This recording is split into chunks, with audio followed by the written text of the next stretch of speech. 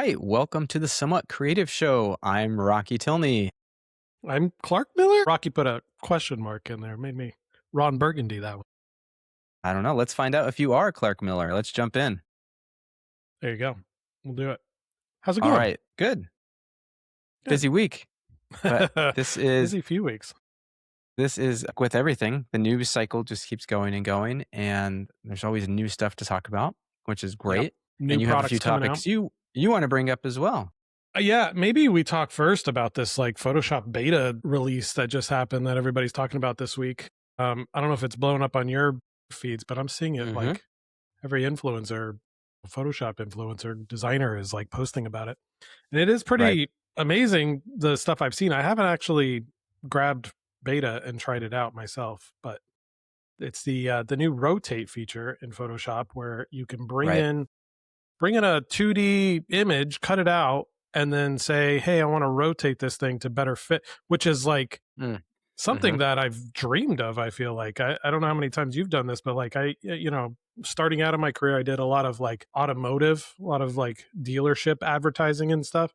Right. And anything that's in reality 3 dimensions is hard to place into a scene. Everybody kind of thinks like, you have Photoshop, you can just put that car in any scene. And it's like, well, the camera angles have to match, right? If you're like looking at a scene from too high, but the photo of the car is like from way down here, then it's not gonna match up. So this new feature, I guess, from what I've seen, is like a little piece of magic, and it'll take your 2D image and using AI add the other elements to make it into more of a 3D object that you can then rotate in 3D space and place it anywhere you want, and then like click render, and it'll put that sucker in the scene. I think that's pretty cool.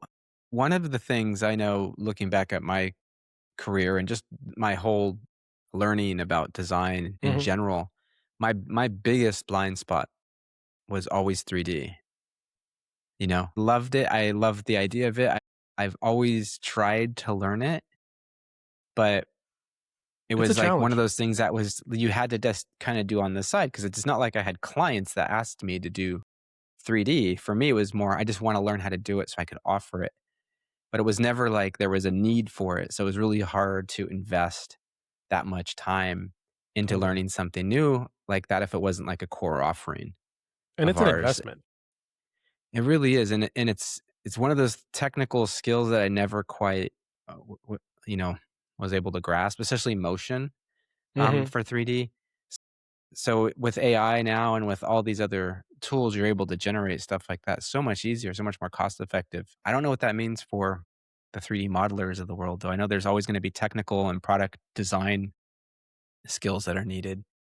But there's an AI assist for a lot of that stuff now. I know, and it's getting more and more accurate every day. I feel like the consistency, like you can upload your, I know they're working, I've seen some demos of this, but I know there's AI tools out there for 3D for those more technical things where you can actually upload your like technical specs of whatever you're, creating, and it'll be true to that and create like a 3D object of that then you can, there's no 3D modeling anymore.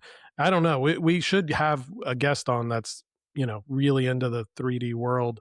I know we've had Dennis from Transparent House on, and I think it's probably a good plan to find somebody in that space to really give us a lowdown of like, how is it changing? Is it changing as much as anything else, or is it even more so? I don't know. Right. Yeah, for sure. I think that'd be really good to talk through, because seems like it's changing that particular industry quite a bit. There's even tools, that I've played around with. One's called Meshy. And it's basically you can upload a drawing or a sketch of something that you want to make into 3D, and it will do its best job to do that. It'll make a 3D object. And then you could export it as a 3D printing file or bring it into a different modeler if you want to customize it, that sort of thing. So it really does sort of, kind of bridge that technical gap between idea and execution when it comes to 3D modeling. So I know this is not exactly what you're talking about with Photoshop and the rotate, but it is in a way taking what it expects to be 3D object and inferring its own model around it, essentially. No, it is, and that's a really good use case, like a good example of where some of those tools have now been. I think Adobe, it's funny, when they got into generative AI, they dived full force into like their Mhm. Firefly, capabilities and really Right. being, they've always, I think, wanted everything very insular and in-house. And what you've seen is that those gates have really dropped around Photoshop and Mhm. all these other tools. They're really Right. incorporating a lot more of the third party, Google and others into their. You now have like AI sharpening using Topaz and it's built into Photoshop now, and that's kind of unheard of. Like it Mhm. used to be where Right.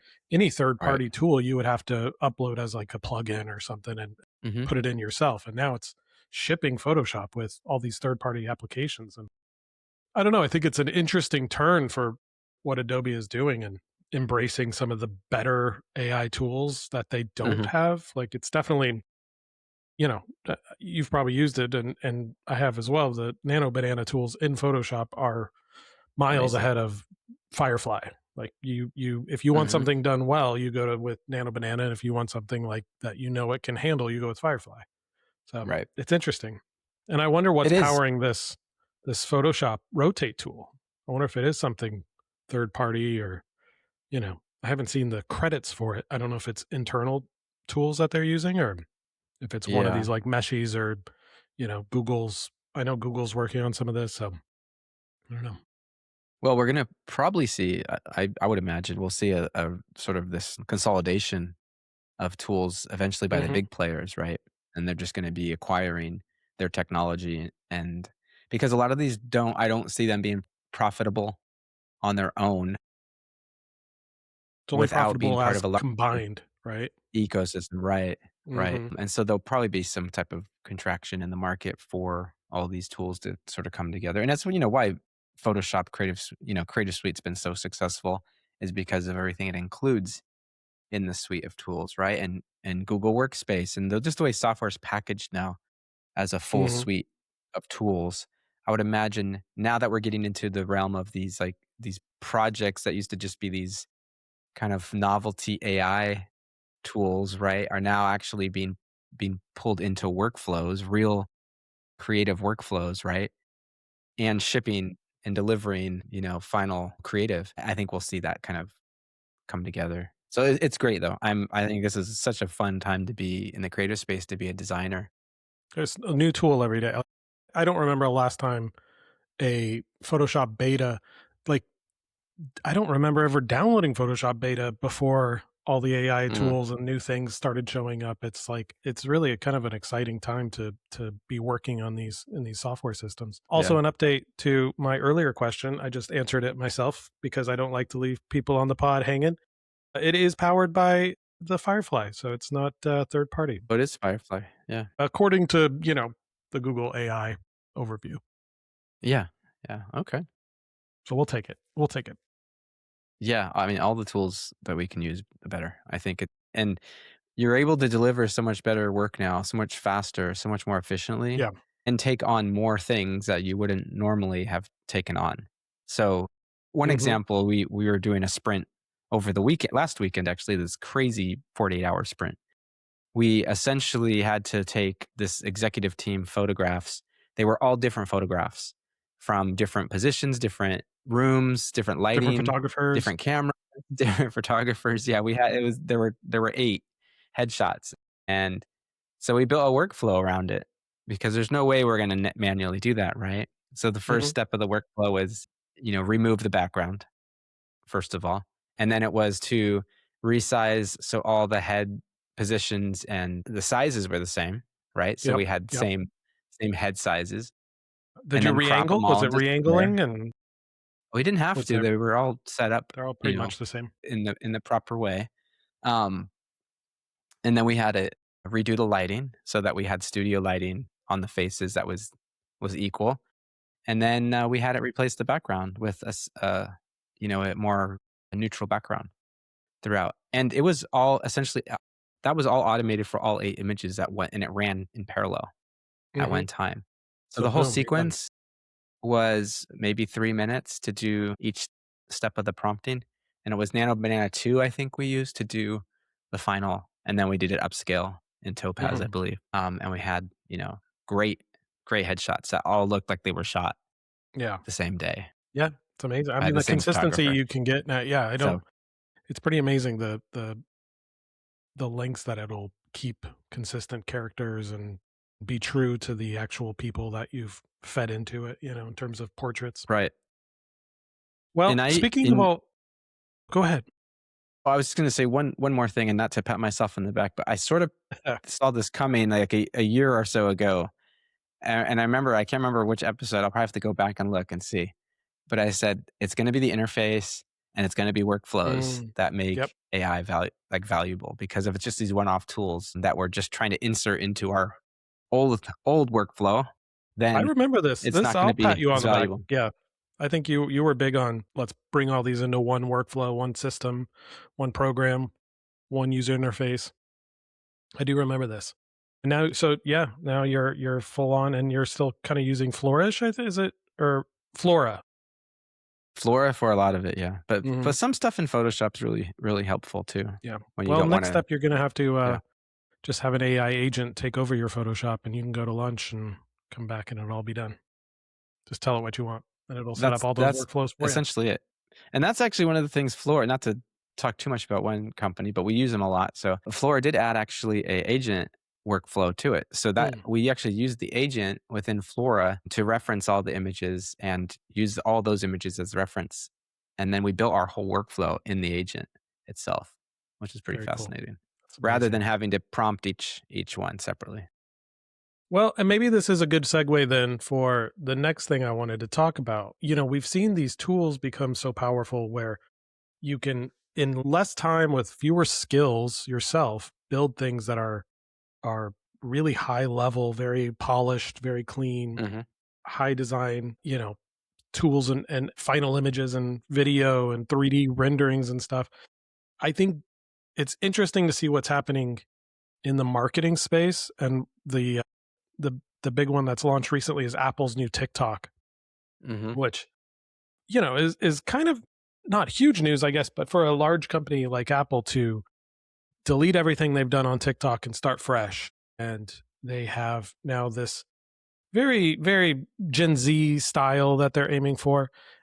I do think that this trend, this memification of marketing, this pushing in, it's not just to attract the younger buyers, which is obviously why Apple's doing it. They're launching a Right. lower priced MacBook. They're trying to get more Gen Z users on there that don't care about like, the tech Hmm. specs of the MacBook. Right. They just want Yeah. the Apple logo and cool colors, right? Right. But I do think it's interesting as we get these tools that make our jobs easier. Sure, the final product, something that we would have had to spend a lot longer period of time and a lot more money working with 3D renderers and Hmm. like Apple has all of these things in house. They've made amazing. You go to the Apple website and it's like a tour de force of 3D renderings and motion Right. graphics and beautiful layouts that are pixel perfect. Compare that to what they're now doing on TikTok, which is a much more stripped down, much more like some of these Mm. videos look More organic. handheld. Yeah. It's all very UGC, very organic looking, and it's working. I mean, they're hitting millions and millions of views on these things, and their TikTok is big. It's 7 million, I think, on there, but like they're hitting 20 million views on some of this stuff, and it's all just like promo for their laptops and their new colors and stuff. But it's done in such a fun, following the footsteps of Duolingo. They're introducing fun characters and like really kind of leaning into much more of an organic kind of UGC style. So I don't know. It's a fun parallel to see those two worlds and where they split. Like, yes, we can do these. Have they always had a, TikTok presence? That's a good How question. long have they been on TikTok? That's a good question. I'm not an Apple historian, so I don't know this answer. I didn't mean to put you Oh, in the now corner there. you're giving me a lot of homework to do. Now I should have Well, I'm done more just research. curious if their pivot for their type of content was because of Neo and the launch of Yeah, their low price $599 multicolored MacBook, right? Which reminds me of the iBook, or was it eBook? It was iBook, I believe, which was like their white polycarbonate.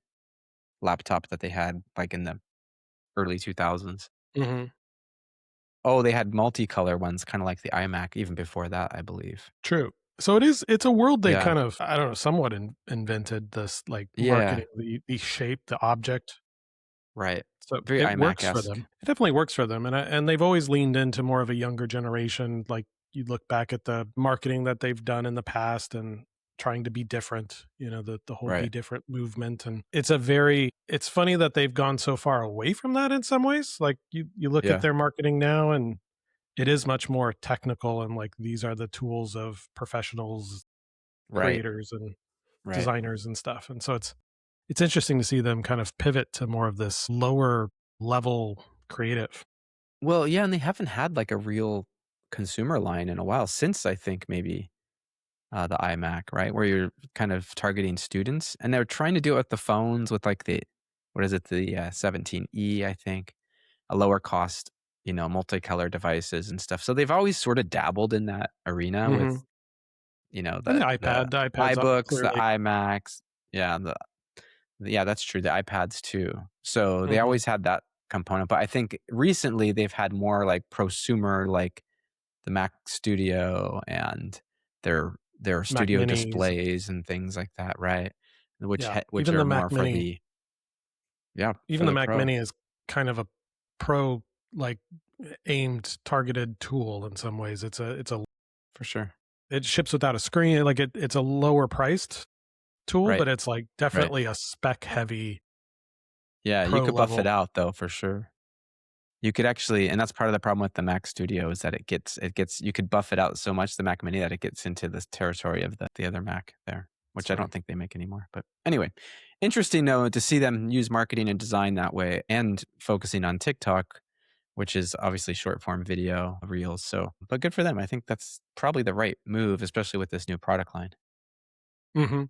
Yeah, it's worth a look. Like, pause the show if you're listening and go check out the, Apple TikTok, because it's a real, master class in, like, Gen Z marketing, I feel like. Yeah, yeah, for sure. Hey, Clark, what do you think? Do you want to get to do some hot takes? Let's do some hot takes. Let's Rapid do some fire hot me. takes. Let's make this fun. Let's do it. All I'll right, so go we it. got a bunch here. You want to go first? Or you want me to go first? God, I could go you go first. first. You go first. Oh my. All right. Let's You see. pick. Spec work. We've had this conversation of spec work for years. Oh, man. What do we think? Is that a legitimate way for designers to kind of break in and show their work? Or Here's my Go go for it. ahead. I'm just gonna I was leave it. gonna say I'm gonna. my hot take is no. That spec work, if it's spec work that's being asked of you from a company, like, if a company Okay. Right. says, "Hey, we're not gonna hire someone to do our logo, we just are gonna have a design competition, and Right. we want all these people to send us logos that they think will be good logos, and we're gonna choose from that, and the winner will get a gift card to Ruby Tuesdays." I don't know if Ruby Tuesdays is still around. What is that? It's Come on, Ruby Tuesday I've heard is it. a Is it a very good thing? restaurant. I think they probably Okay. closed, but if they're still around, send me a gift card. I wanna win. No, I think it's if it's coming from the company, I think if it's spec work that you're doing, you've seen a brand in your community that you're like, I have a great idea for a logo," and you wanna just do something and send it to them and say, "Hey, like, use this, don't use this, pay me, don't pay me, but I just had a great idea and wanted to show you."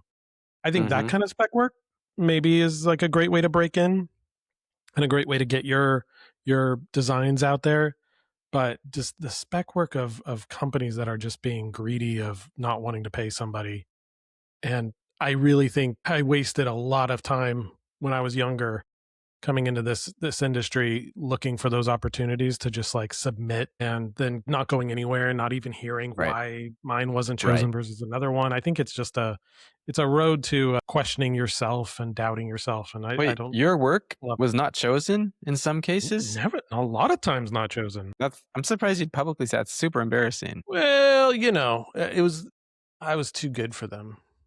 Yeah. It was my No, designs were too forward thinking. I totally agree with that. I think that's probably if you had a client request stuff on spec to do with the promise that there's more work or more opportunities are going to come from it. I think that's a no-no. Yeah. Get paid for your work. However, if you are trying to break in to design right now and you're just graduated or recently graduated and you want to do some cool stuff, now is the best time to create a spec portfolio. Mm, And I definitely recommend for that, every yeah. designer do this. Yeah. Use all the tools you could get your hands on, create a wide variety of stuff, from brand work, from interactive, motion graphics, do 3D stuff, use AI, whatever it takes. Build Mhm, a really, really cool, visually interesting portfolio. And that's I think the one case where, quote unquote spec work is yeah. totally acceptable in Would you building would something like you that. say would you say it's better to do, like, spec work like that is based on real companies and real brands that you're, rebranding or making some Well, marketing piece for? I think if Or I was it mean better to do fake, artificial ones that you're I not? think you could do both, honestly. I've seen people do Instagram reels of designers doing like redesigning a brand, an existing Yeah, brand. And I think there's yeah, value in that. It's interesting to see their process. It's interesting to see the skills and just to have something that we know every day. Like yeah. we recognize a brand, see it reimagined by somebody. It's a That's lot of funny. fun. I guess it's like, what do you define as spec work? Because some of those I feel like it's not necessarily spec work. They're not thinking like the company should come and get this logo. Maybe they Right. are. I don't know. I think of that as more just like Well, having yeah. like a Showing time off too much time skills. on your hands. I don't know. Or they're showing off skills or showing off what Yeah, can be done. yeah. I don't think That's it's more a bad way to self-marketing. promote. Yeah. It's a good way to It's a great way promote. to promote. I think of it as like, yeah, it's like spec marketing or something. Like it's self-marketing your design skills or Yeah, something and more it's so than content it creation, is right? spec work. I For think spec work promotion. has a very like I think of it as like you're doing something for a company on spec with the hopes of maybe getting paid by them. And I don't know Right, if you're doing a which is the rebrand for traditional. Instagram. Yeah, Yeah, it's like if you're doing a rebrand on Instagram, I don't think there's any big thought that you're going to get paid by the company eventually. So I don't know. right, right. Yeah, All right, totally. let's get another one. Let's get another one. Yeah, Which of these is AI going to kill first in the creative world? Writer, photographer, or motion designer? I'm not including the fourth because I'll tell you the fourth one that's already being killed is developer and engineer. Sorry, Chris, yeah, our from last yeah. episode. After working on some of the photography stuff and seeing how good the, like, headshots and stuff can be reproduced now, I would maybe say, it's hard because it's like, in some cases, a photographer, I think, can be replaced. Sure, In some cases, but product in many photographers. other cases, yeah, no. Like, if you're gonna do landscape or architectural or that type of photography. Actually, brings up an interesting question. And this, I've seen an article written about this for Zillow and other real estate related Mm, websites. yeah. A lot of agents were actually going in and throwing their photos into AI and then having it stage the property Hmm. with Hmm. AI. Higher end furniture in it, and Yes, and now they're maybe it's saying more that of a beautiful you day. have to put a watermark on there or a disclaimer that says this was AI generated because Interesting. that's terrible. I don't know if you've ever been to an open house after you saw the pictures and then you realize that things look a lot different than what the photos were.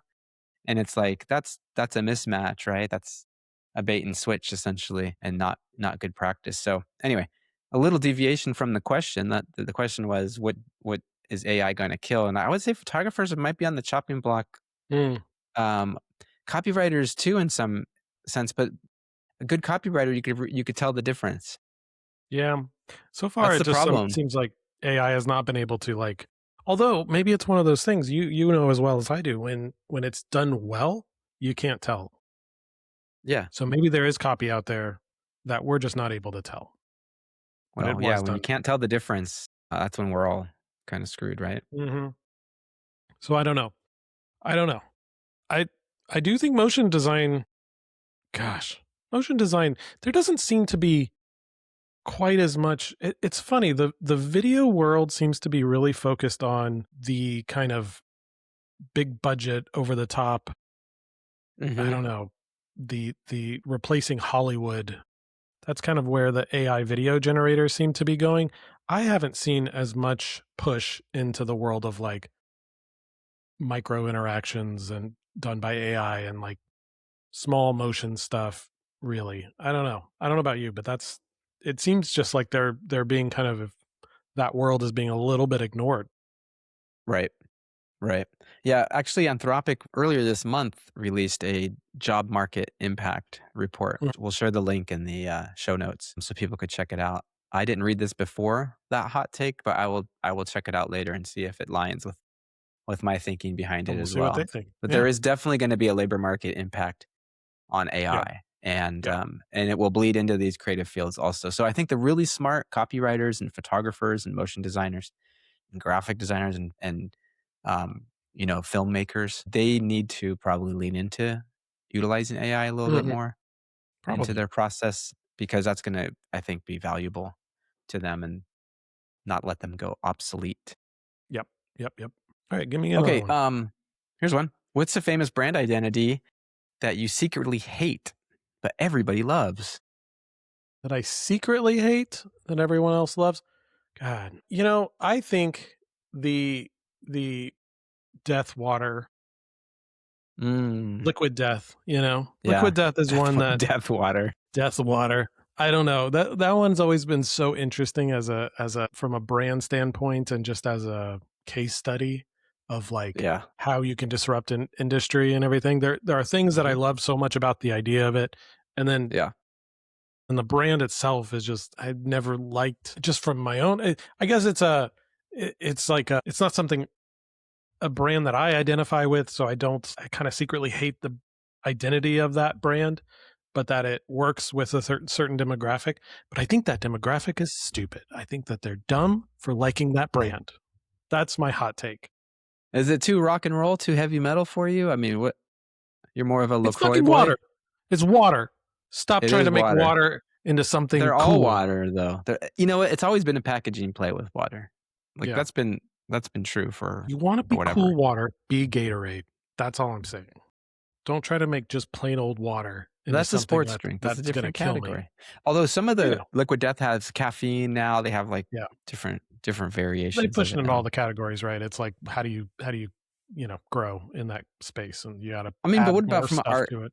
standpoint? Do you like it from an art standpoint, like a No, and design? that's why I think No. it doesn't identify with like it's Okay. not a brand that really I don't like the imagery they use. It's very Ed Hardy. It's very to me Yeah, it it is. rings of like trying too hard to be cool kind of Yeah, identity. I don't know. That's fair. That's a that's fair take.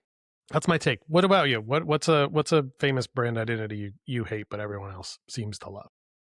Well, that is a good question.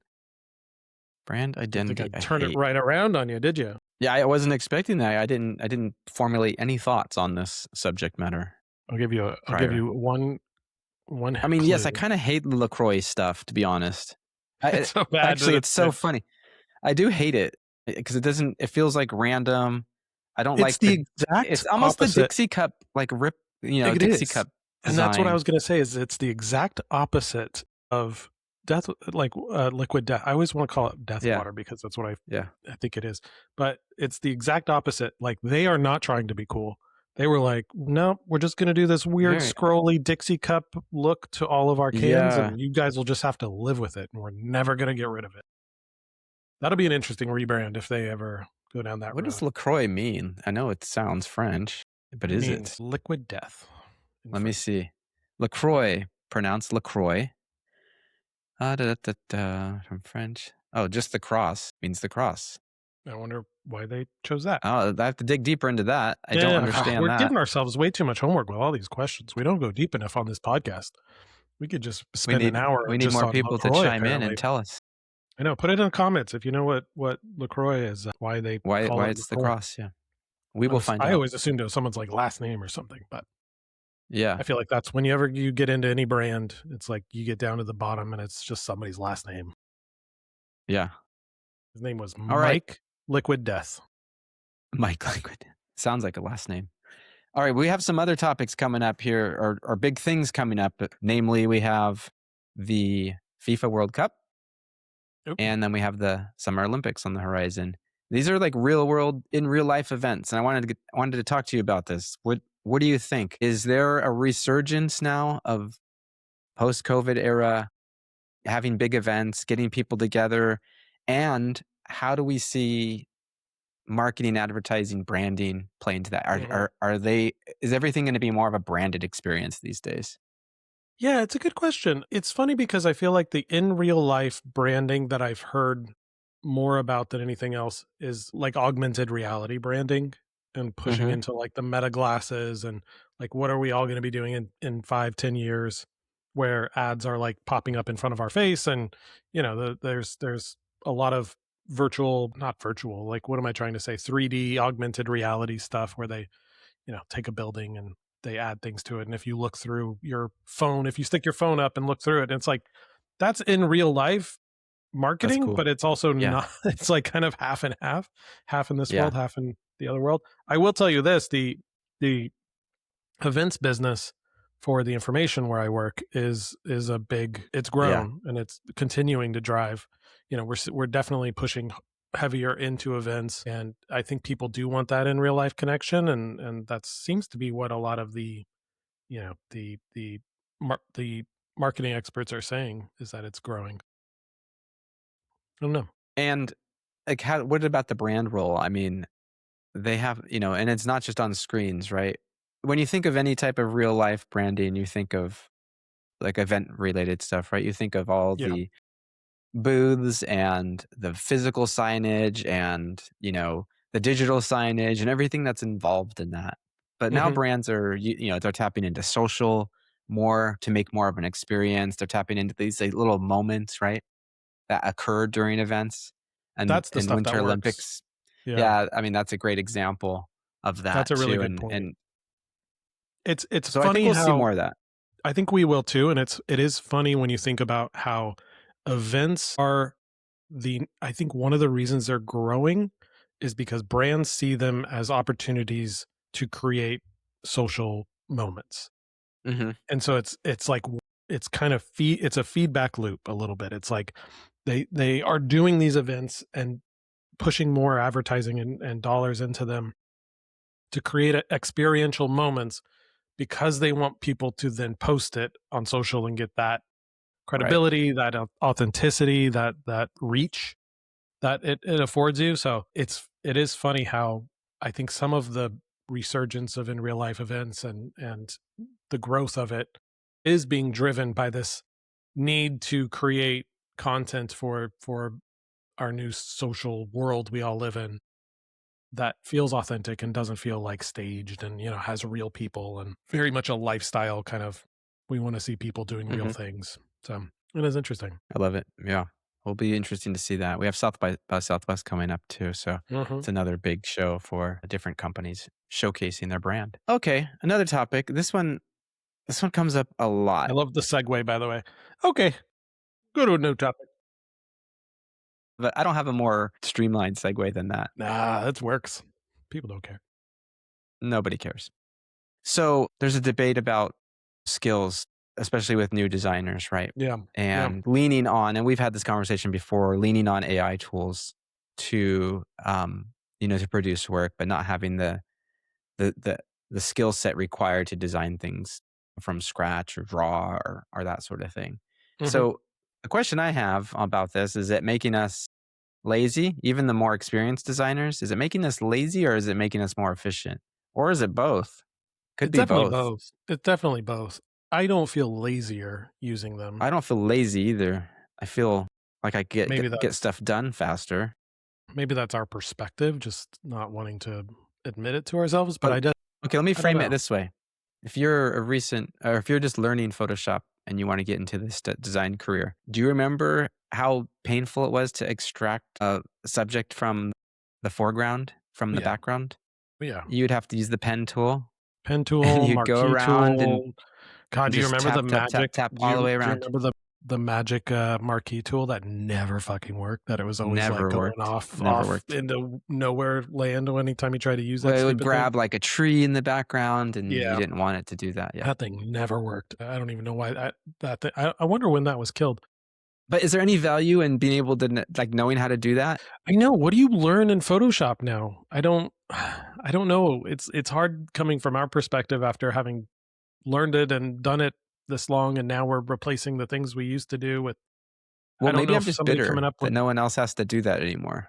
and I had to do it. Definitely, yeah. But do you lose something? I'm kind of with you. Are people that don't have to go through that process of learning, are they losing something important, something that will help them?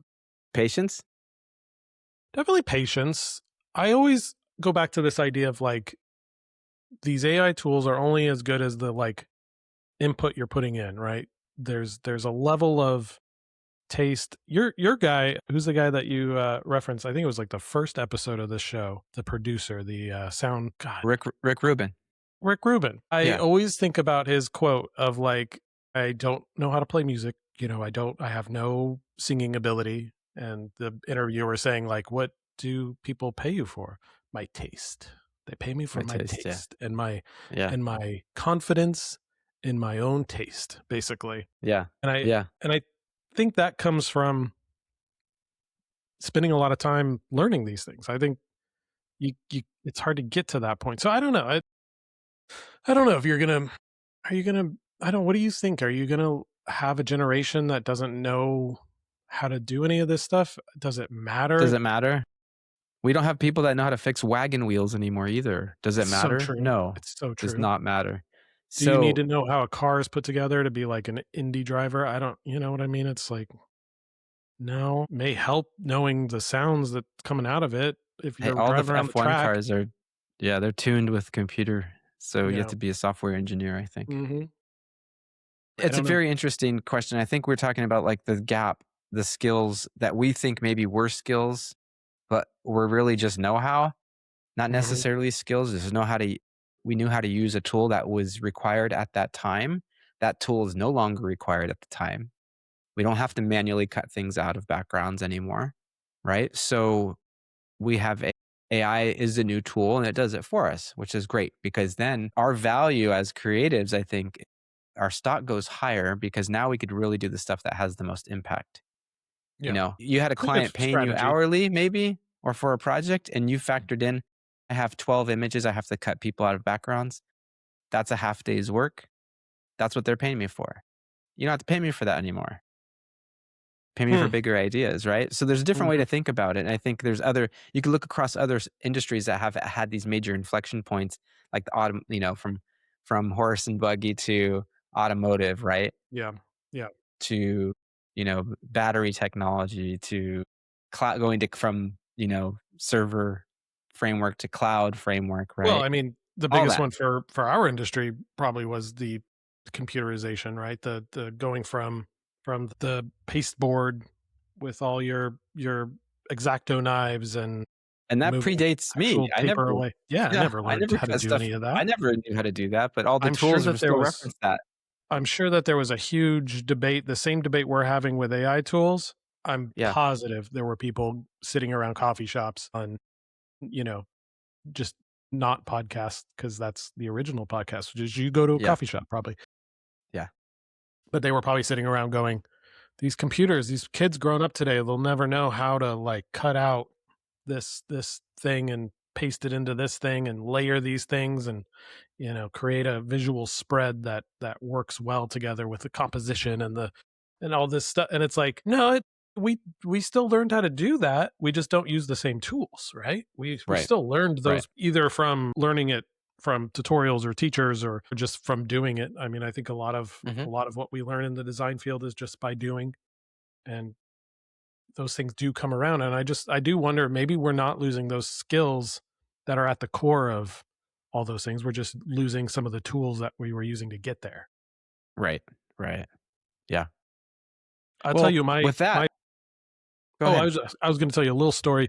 I recently presented some of the ways we're using AI in our design department at the information Mhm. to the full team, and I kind of did a little quick demo of like one of the processes for creating editorial art that I've been doing lately, and I do really enjoy it, and it is like this shortcut where I take it's really based on composition and like the Mhm.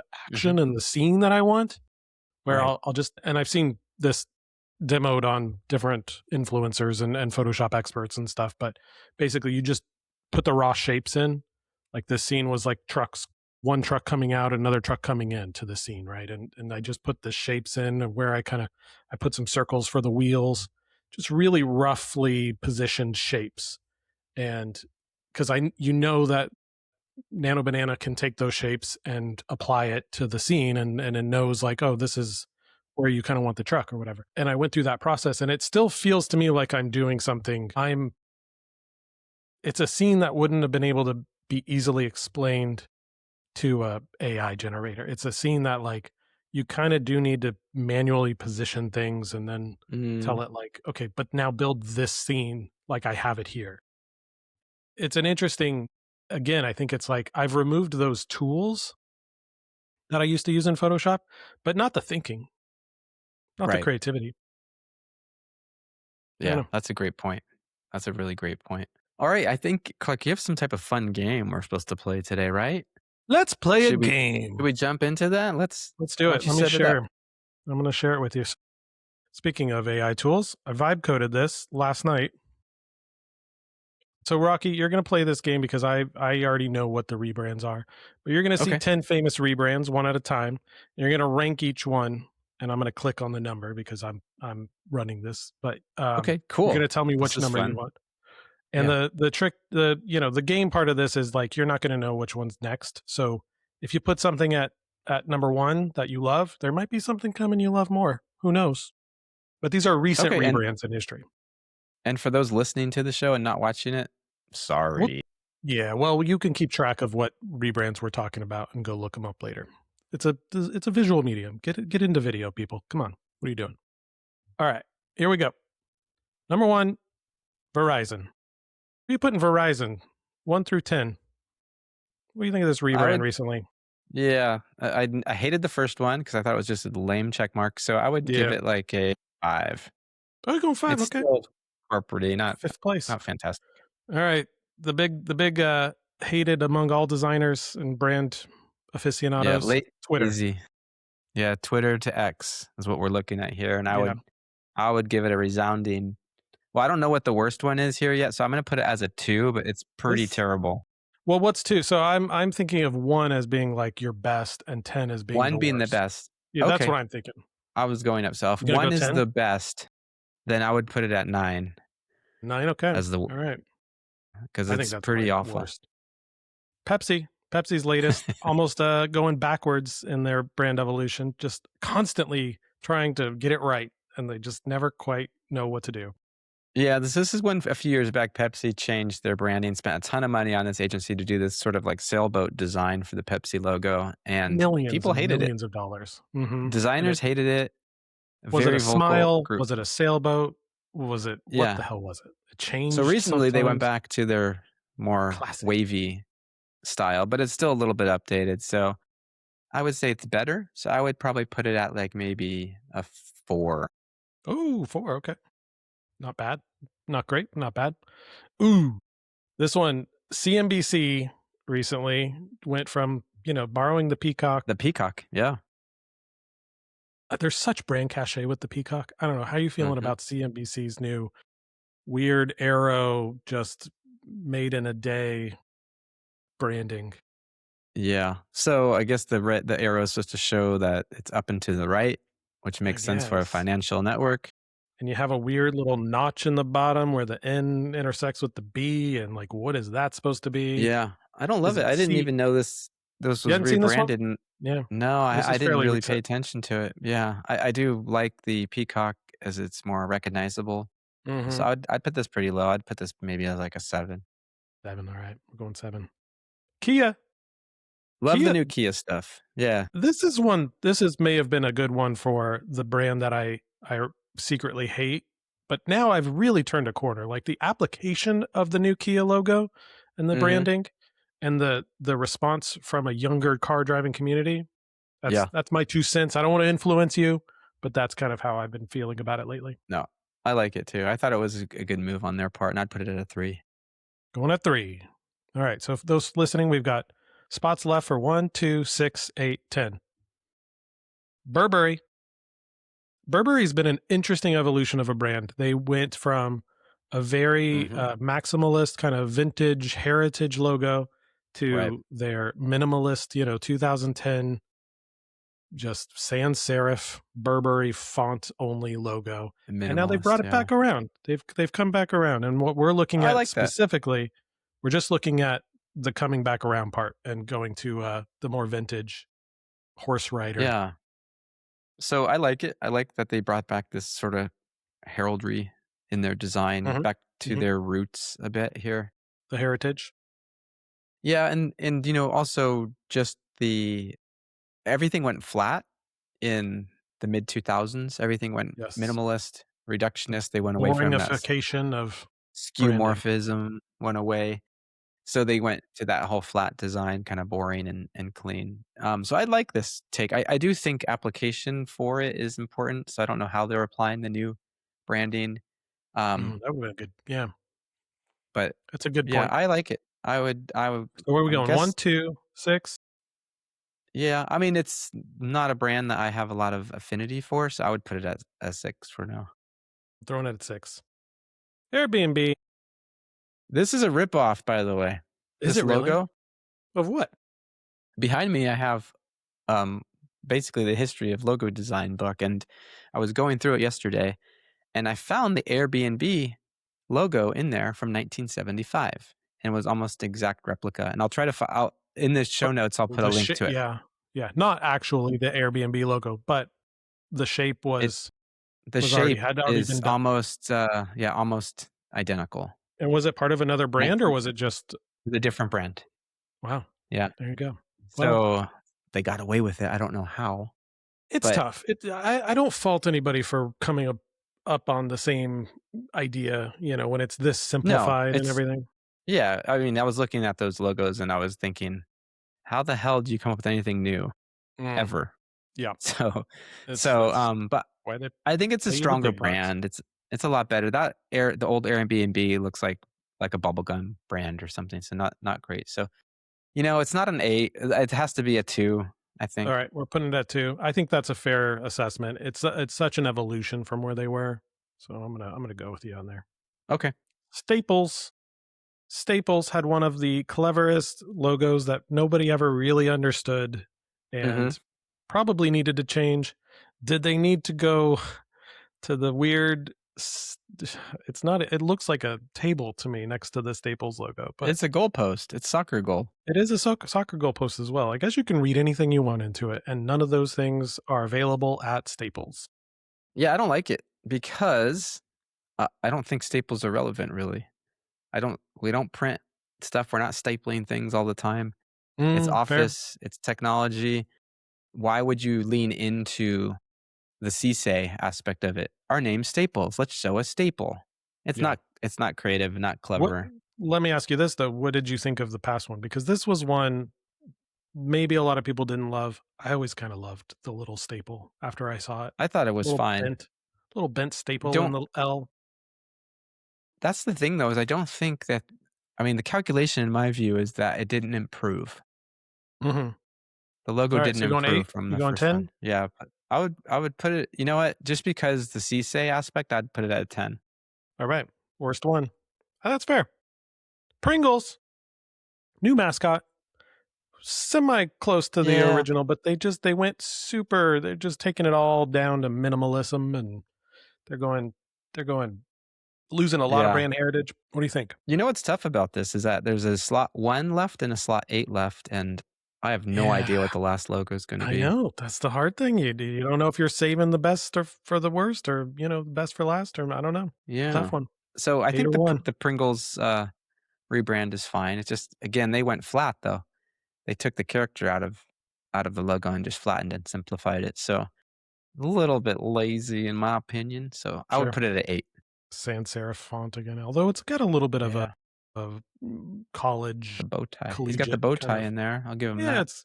it's fun. It's not offending me. It's just like, why? No. It doesn't really help anyone. I don't know. All right, we're putting it at 8. Last one, Reddit. Maybe it did save a good Okay, one. Maybe it did that's save a good good. one I'm because happy with this one. we've got a 3D character coming in that's got a lot more Yeah. personality. They do a lot more with it. It's animated in a lot of respects. The typography, I think, is much stronger. You had the old Reddit with the weird eye dot that was oddly Right, sized. It didn't really right. do much for you. They kept a lot of that the heritage of what they had. I think this is a great rebrand. I don't know. I shouldn't be playing the game. I should let you, assess. Yeah, I'm glad you Sorry. got your notes in I there, got though. too into it. I got too into it. So I do like it. I do like that they weren't afraid to go with, like, the shading and the 3D elements in the bug, Mhm. in the logo Mhm. bug, the character. Yep. I think that's really cool, and I'm glad they did that because everything did go flat and simple for a while. Very good. And I like the Number little 1. speech bubbles and the Ds too. I think that's kinda clever. It's like a small little subtle thing that probably most people don't pick up, but I like it. I think it's fine at number 1. I have no problem with that. Bada bing. There's your ranking. What'd I win? Did I win anything? My respect. Oh, you didn't win anything, but I got to show That's off worth a lot. my little vibe coded game that I created, and we could link to this in the show notes, and anybody that wants to play, the same game because it doesn't have any other logos, you can play the same game on on this little site that I built for it. Why don't you before we, wrap up here, why don't you talk a little bit about how you created that and what the process was? So, I gotta tell you, and I've told this to you in Slack and other places, but I have, in the past 2 weeks, dived full into finally really into vibe coding, which is a stupid term, and Right, we should just call it what it is, which is prompting. You're just prompting. I don't right, know who came up with vibe coding to make it sound cooler than it is, but you're basically doing what we do with images or anything else or text or any of that right. just with code. But I've been using Lovable for all of Mhm, my coded tools, but I've probably built, I don't know, 7, 8 different applications in the past 2 weeks or so. A lot for teams that I work with to pump out more like social media content. So I've built templatized social media cards that you can drop in. You can upload an image. You can mhm, put in your text that you want. It sizes things properly. It has different, cropping tools.